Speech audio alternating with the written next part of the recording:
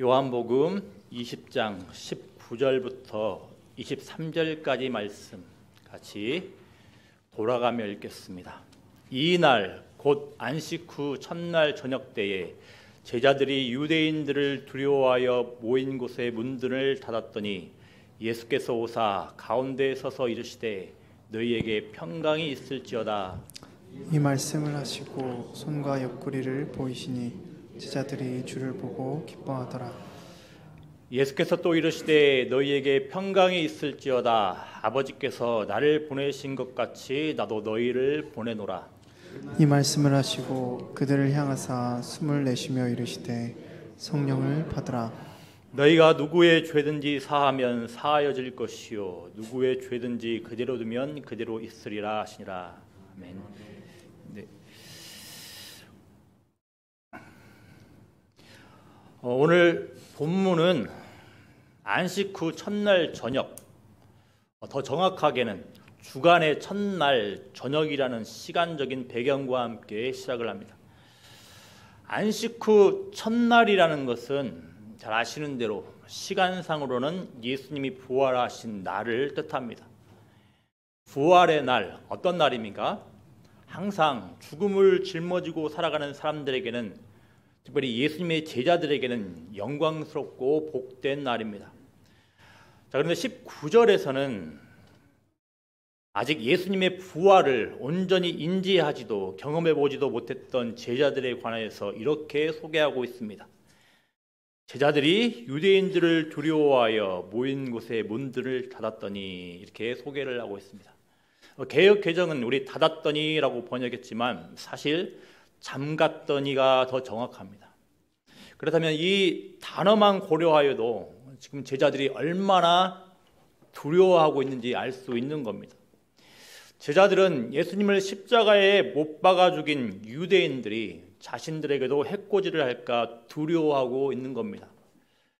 분명히 18절에서 부활하신 예수님을 만난 막달라 마리아가 제자들에게 예수님이 부활하셨음을 전해 주었음에도 불구하고 지금 제자들은 두려워 떨고 있으며 숨어 있습니다. 분명히 제자들은 부활하신 예수님을 온전히 믿지 못했던 걸로 보입니다. 상상하지 못했던 걸로 보입니다. 사실 우리도 이런 비슷한 모습을 보이곤 합니다. 매 주일 부활을 기념하는 주일에 모여서 하나님께 예배를 드리며 우리가 하나님 앞에서 어떤 자들인지, 우리가 세상에서 어떤 존재인지를 늘 되새기지만 우리는 돌아서자마자 두려워하며 살아갑니다. 노후 보장도 제대로 안 되었는데 나는 어떻게 잘못되지는 않을까, 이렇게 두려워하며 살아갑니다.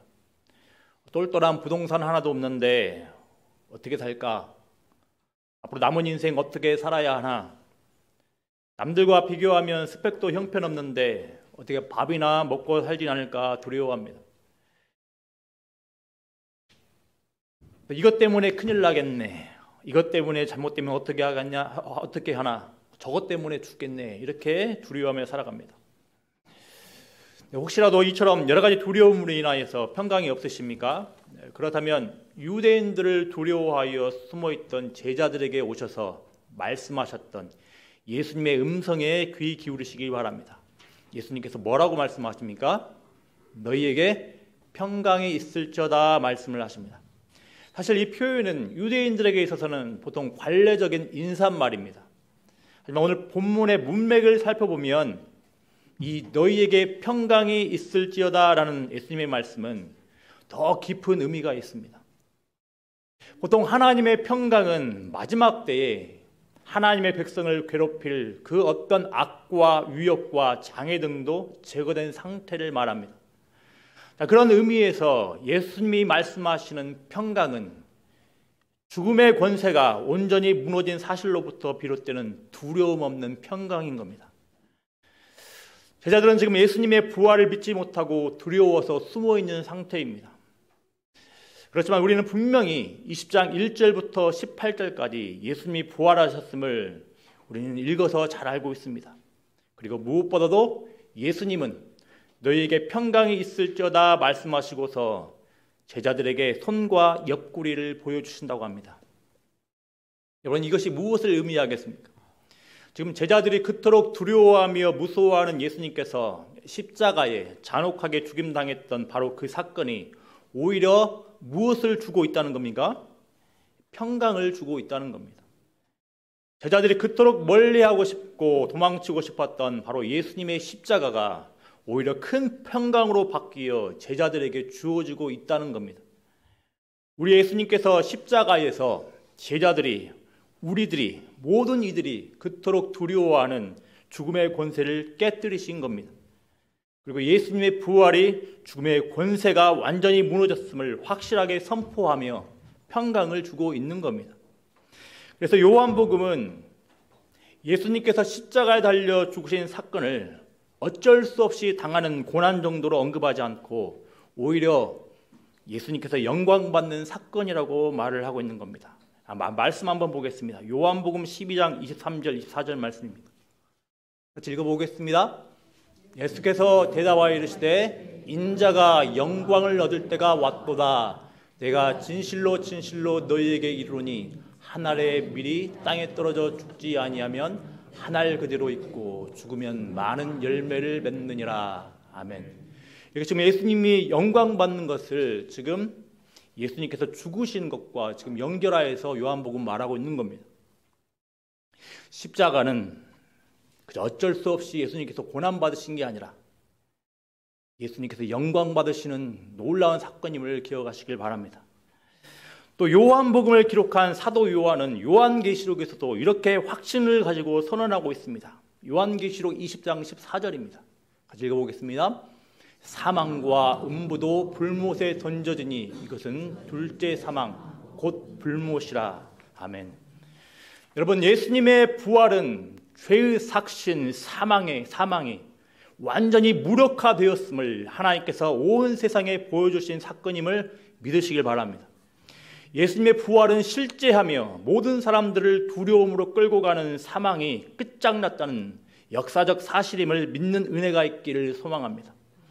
이제 더 이상 사망이 하나님의 백성들을, 하나님의 자녀들을 어찌할 수 없는 겁니다. 비록 우리의 심장이 먹고서 혹여 불살라지고 흙으로 사라진다 하더라도 우리에게는 예수님의 부활로 인한 하나님의 생명으로 충만하다는 것을 믿으시길 바랍니다.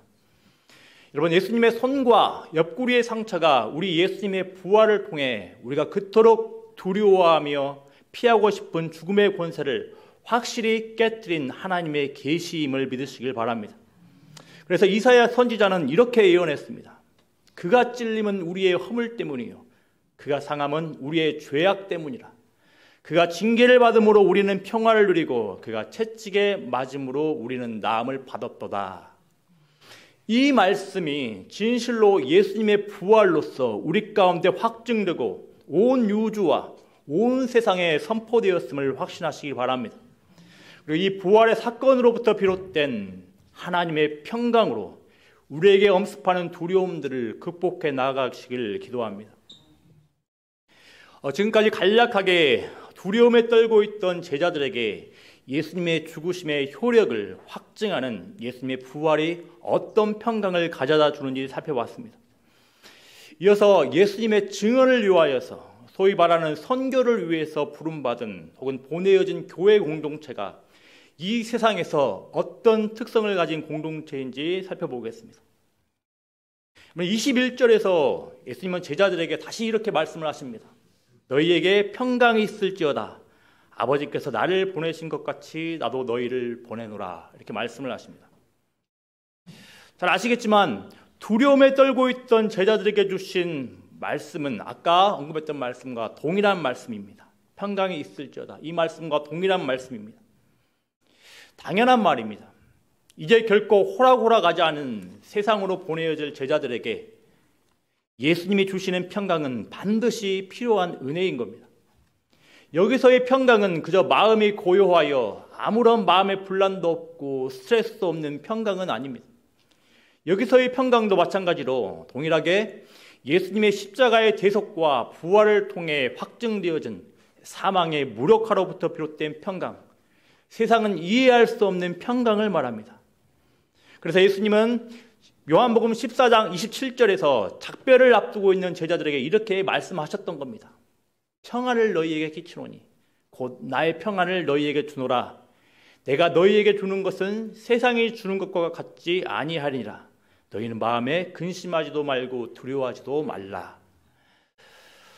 따라서 이 세상으로부터 부름받고 이 세상으로 보내어질 교회에게 주어진 미션도 사명도 다름 아닌 예수님의 십자가와 부활을 통해 죄의 삭신 사망이 완전히 깨어졌음을 증언하는 겁니다.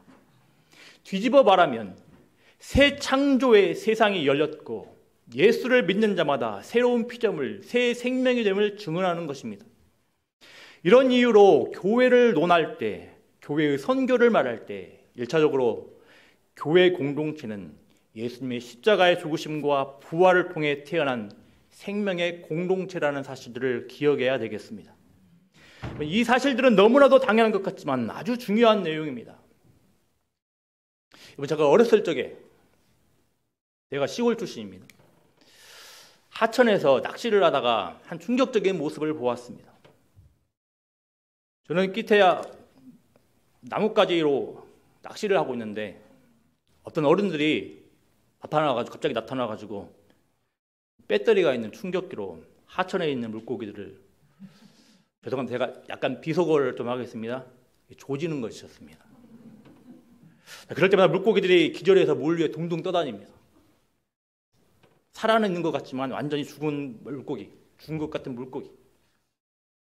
마찬가지입니다. 예수님으로부터 보냄받은 교회 공동체는 본질적으로 생명의 공동체인 겁니다. 물에 둥둥 떠다니며 물 흐름에 따라서 이리 흔들리고 저리 흔들리는 공동체가 아닌 겁니다. 죄와 사망의 영향력 아래에서 신음하는 이 세상에서 생명이 있음을, 하나님께 속했음을 드러내주는 자들이 바로 교회 공동체인 겁니다. 죄와 사망의 영향력 아래에서 일평생 두려움으로 인하여서 제 것 지키기에 급급한 세상에서 제 것을 나누어 주는 자들이 바로 교회 공동체인 겁니다. 22절 말씀을 보십시오. 우리가 어떤 존재인지 가르쳐 줍니다. 22절 말씀을 보면 이 말씀을 하시고 그들을 향하사 숨을 내쉬며 이르시되 성령을 받으라, 이렇게 말씀을 하십니다.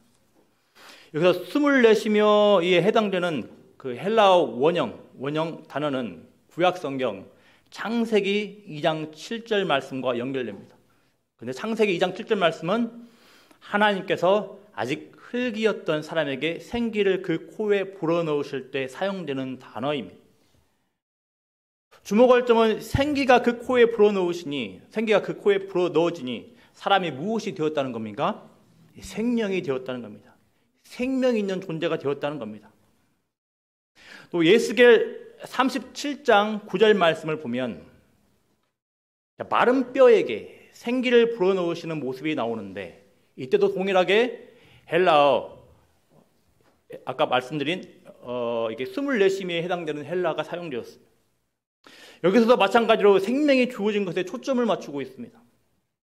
하나님께서는 완전히 망해서 포로 생활을 하는 이스라엘 백성들을 마른 뼈에게 생기를 불어넣어 살리시는 것처럼 반드시 회복시키신다고 말씀하시는 겁니다. 더 나아가 22절 하반부에서는 새롭게 하시는 성령을 받으라고 말씀하십니다. 여러분, 마른 뼈 환상과 연결지어 이해하면 마른 뼈와 같이 영적으로 완전히 죽어 있는 자들에게 예수님은 성령을 주셔서 살리실 것이라고 선언하고 계시는 겁니다. 어떻습니까? 교회 공동체는 어떤 공동체입니까? 생명이 있는 공동체, 살아있는 공동체임을 말해주는 겁니다. 교회 공동체는 예수님의 십자가 죽으심과 부활, 그리고 성령을 통하여서 거듭난 존재, 생명의 공동체인 겁니다. 여러분, 우리 자신이 어떤 존재인지를 돌아보시길 바랍니다. 우리의 작은 머리로부터 비롯되는 생각 이상으로 우리는 어마무시한 공동체입니다. 놀라운 은혜를 입은 자들입니다. 하나님의 숨결, 곧 성령께서 함께 하시는 살아있는 존재인 겁니다. 하나님의 생명을 공유하고서 하나님의 생명을 간절히 필요로 하는 세상에서 우리 가운데 주어진 하나님의 생명을 뿜어내는 존재입니다. 부름받은 생명의 공동체는 사망이 아니라 생명을 뿜어내는 존재입니다. 여러분, 우리가 이 세상에서 살아갈 때 꼭 잊지 말고 기억해야 할 것이 무엇이겠습니까? 우리는 예수님께서 이 세상 가운데 보내신 하나님의 생명의 공동체라는 사실을 기억해야 되겠습니다. 예수님의 대속하심과 부활을 통해 거듭난 공동체라는 걸 늘 돌아보시길 바랍니다. 그리고 우리 교회를 향하여서, 우리 자신을 향하여서 늘 생명의 복음이 증언되어야 하겠습니다. 지난주 고난주간을 지나서 부활주일에 모여서 부활 감사 예배를 드렸습니다. 이제 말씀을 마무리하면서 부활의 삶과 관련된 두 가지 원칙을 간략하게 재현하면서 읽고자 합니다. 첫 번째로는 성도들은 모든 날을 안식과 평강 가운데 살아간다는 겁니다. 유대인들은 마지막 때, 곧 종말에 한 주간의 7일째 되는 안식일에 이르렀을 때에 새로운 시대가 열릴 것을 기대했다고 합니다. 바로 모든 날이 안식과 평강으로 가득한 시대가 열린다는 겁니다. 그래서 오늘 1절 말씀은 이런 생각들을 반영하는 겁니다. 안식 후 첫날, 좀 더 정확하게는 한 주간의 첫날. 이 말씀은 정확하게 이런 생각들을 반영하는 겁니다. 구약 성경에서는 하나님이 주시는 영원한 안식과 평강을 가리키는 안식일이라는 표지에 주목하며 살았습니다. 하지만 안식일이 지나고 한 주간 첫째 날에, 주간의 첫째 날에 예수님이 부활하셔서 곧 새 창조의 시대를 여셨기에 성도들은 예수 안에서 앞으로의 모든 날을 안식과 평강을 누리며 살아간다는 겁니다. 여러분 꼭 기억하시길 바랍니다. 예수님 안에 있다는 것은 영원한 안식과 평강 가운데 있다는 겁니다. 이 놀라운 은혜, 이 놀라운 축복을 날마다 경험하며 살아가는 은혜가 있기를 기도하며 축복합니다. 두 번째로는 성도들은 주일 예배를 통하여서 안식과 평강의 복을 확인하며 소망하며 살아갑니다. 부활하신 예수 안에 있다는 것은 새 창조의 시대에 들어온 것이기에 날마다 주님이 주시는 안식과 평강을 누리며 살 수 있다고 방금 언급했습니다. 하지만 그럼에도 불구하고 우리는 부패한 세상에서 살아가며 또 우리는 늘 망각하며 살아갑니다. 이런 한계 상황들을 반영하여서 교회는 예배를 드리며 특별히 주일에 모여 예배를 드리며 교회에게 선물로 주어진 안식과 평강의 복을 확인하며 살아가는 겁니다. 또 동시에 이 한계 상황들로 온전히 누리지 못하는 안식과 평강의 복이 완전히 실현되는 그 날을 소망하며 살아가는 겁니다. 따라서 우리 또한 이 사실들을 기억하며 예배, 특별히 교회가 정기적으로 모이기로 합의한 주일 공예배를 소중하게 여겨야 되겠습니다. 주일 공예배를 통하여서 우리가 새 창조의 시대를 살아가는 자들임을 확인하며 살아가야 하겠습니다. 세상의 그릇된 풍조에 휩싸여 안식과 평강을 향한 우리의 시선이 흔들릴 때 주일 예배를 통해서 부활의 새 창조가 주는 안식과 평강에 다시금 주목하며 이 녹록지 않은 현실에서 살아갈 힘을 얻기를 기도합니다. 제가 기도하겠습니다.